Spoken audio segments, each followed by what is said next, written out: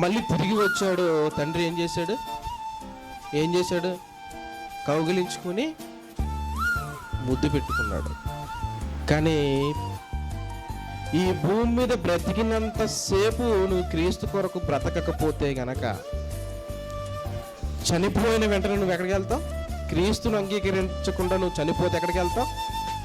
భయంకరమైన పాతాళానికి నువ్వు వెళ్ళిపోతావు. మళ్ళీ తండ్రి భూమి మీదకి పంపించి నువ్వు మళ్ళీ నన్ను నమ్ముకోవని పంపించే అవకాశం నీకు ఉండదు. భూమి మీద ఉన్నంత వరకే నువ్వు క్రీస్తు కొరకు ఆలోచన కలిగి ఉండాలి. అది భూమి మీద నువ్వు బ్రతికి ఉన్నప్పుడే క్రీస్తును నువ్వు అంగీకరించాలి. ఈ ధనము, ఈ డబ్బు, ఇదంతా మనకు రాదు ప్రేమ దేవుని వల్ల రాదండి. మనం అనుకుంటాం డబ్బు ఉన్నవాడిని చూడగానే నాకు డబ్బు లేదని అనుకుంటాం.